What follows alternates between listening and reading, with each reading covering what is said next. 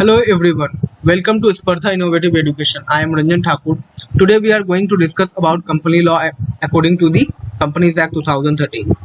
आज हम लोग इंट्रोडक्शन टू कंपनी का थर्ड पार्ट के बारे में डिस्कस करेंगे।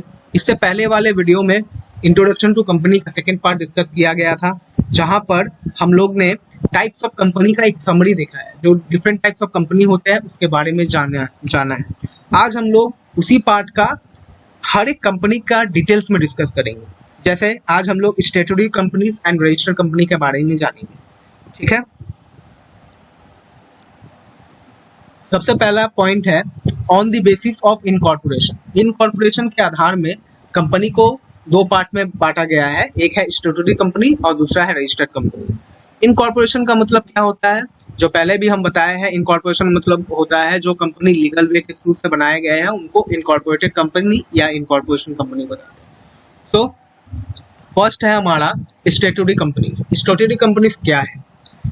These are the companies which are created by a special act of legislature. Legislature मतलब पार्लियामेंट भी होता है। इसका मतलब ये है जो कंपनी एक स्पेशल एक्ट के द्वारा बनाई गई है उसको हम लोग स्टैट्यूटरी कंपनी बोलते हैं। और ये स्पेशल एक्ट जो है पार्लियामेंट के थ्रू पास किया जाता है। तभी जाके जब ये पार्लियामेंट के थ्रू कोई एक्ट, एक स्पेशल एक्ट पास होता है तो किसी भी कंपनी को बनाने के लिए, तो उसको हम लोग क्या बोलते हैं? Statutory company. ठीक है, इस कंपनी का और भी एक है रीजन, और भी एक फीचर्स है। These are mostly concern with public utilities. इस टाइप का कंपनी सिर्फ और सिर्फ पब्लिक के यूटिलाइजेशन के लिए बनाया जाता है। ठीक है, तो हम लोग इतना जान सकते हैं जो ये कंपनी, इस टाइप की कंपनी का अंडरटेकिंग किसके अंडर में हो सकता है? ऑफ कोर्स गवर्नमेंट के अंडर में हो सकता है या फिर होता है। और भी एक फीचर जानते हैं इस कंपनी का क्या है? The provisions of the companies act 2013 do not apply to them unless the special act specifies such application। मतलब इस कंपनी, ये स्पेशल एक्ट के थ्रू से जो कंपनी बनता है उनका रिलेशन कंपनीज एक्ट 2013 से कुछ भी नहीं होता है। ठीक है, इनका कंपनीज एक्ट 2013 से कोई लेना देना नहीं है, क्योंकि ये सब कंपनी अपने एक स्पेशल एक्ट के थ्रू से बनाए जाते हैं जो हमारा पार्लियामेंट से पास होता है। जस्ट एग्जांपल के लिए हम लोग देख सकते हैं, banking regulation act 1949 is a special legislation concerning banking companies. मतलब बैंकिंग कंपनीज को बैंकिंग रेगुलेशन एक्ट 1949 के तहत में बनाया गया है। मतलब कुछ भी बैंकिंग से रिलेटेड कुछ भी एक्ट है उसको हम लोग कहाँ पे पढ़ते हैं? बैंकिंग रेगुलेशन एक्ट 1949 से, जो कि एक स्पेशल एक्ट है। और भी हम लोग एग्जांपल्स देखते हैं, जो स्टैट्यूटरी कंपनीज के कुछ एग्जांपल्स हम लोग देख लेते हैं। क्या है?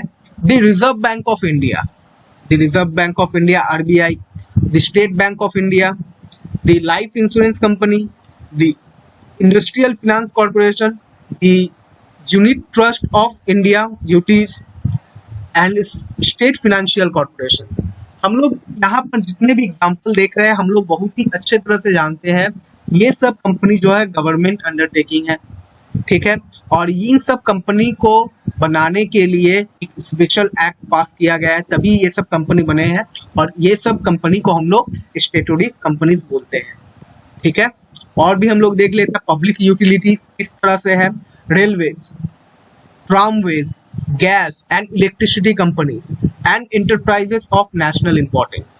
ये सब सिर्फ और सिर्फ पब्लिक यूटिलिटीज, पब्लिक के बेनिफिट के लिए ही बनाए जाते हैं, जो जिसका यूज सिर्फ पब्लिक करता है। जनरल पब्लिक इन सब चीज का यूज करते हैं, जो कि हम लोग बहुत ही अच्छे तरह से जानते हैं। रेलवे गवर्नमेंट अंडरटेकिंग है, ट्रामवेज एक्सेट्रा जो है गवर्नमेंट अंडरटेकिंग है। तो हम लोग क्या बोल सकते हैं? स्टैट्यूटरी कंपनीज क्या है? स्टैट्यूटरी कंपनीज एक स्पेशल एक्ट के थ्रू से बनाया गया एक कंपनी है। इसका मोस्टली गवर्नमेंट अंडरटेकिंग होता है। ठीक है, नेक्स्ट हम लोग देखते हैं रजिस्टर्ड कंपनी। रजिस्टर्ड कंपनीज क्या है? These are the companies which are formed and registered under the Companies Act 2013 or were registered under any of the earlier Companies Act. Registered company का मतलब होता है कोई भी कंपनी जो कंपनीज एक्ट 2013 के अंडर में रजिस्टर्ड किया गया है उसको हम लोग रजिस्टर्ड कंपनी बताएंगे। चाहे वो किसी भी टाइप का कंपनी हो, अगर वो कंपनीज एक्ट 2013 में रजिस्टर्ड है तो उसको हम लोग रजिस्टर्ड कंपनी बताएंगे। चाहे वो पब्लिक कंपनी हो या फिर प्राइवेट कंपनी हो, कुछ भी किसी भी टाइप का कंपनी हो, अगर 2013 कंपनीज एक्ट 2013 के अंडर में वो रजिस्टर्ड है तो उसको हम लोग रजिस्टर्ड कंपनी ही बताएंगे।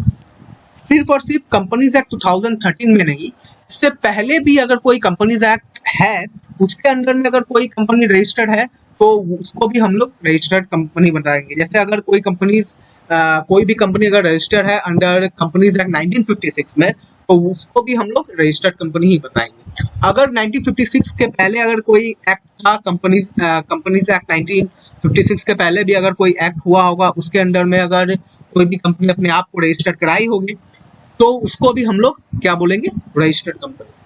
तो आज हम लोग इस वीडियो में सिर्फ और सिर्फ स्टैट्यूटरी कंपनीज क्या है और रजिस्टर्ड कंपनीज क्या है इसके बारे में हम लोग ने डिटेल्स में डिस्कस किया। ठीक है, नेक्स्ट वीडियो में हम लोग on the basis of liabilities इसके बारे में डिस्कस करेंगे। तो आपको इसका लिंक जो है प्रोवाइड कर दिया जाएगा, आप लोग इस वीडियो को देखिए और सारे कंपनीज के बारे में डिटेल में डिस्कस कीजिए। Thanks for watching. हमारे वीडियो को लाइक एंड शेयर कीजिए एंड सब्सक्राइब कीजिए। Thank you.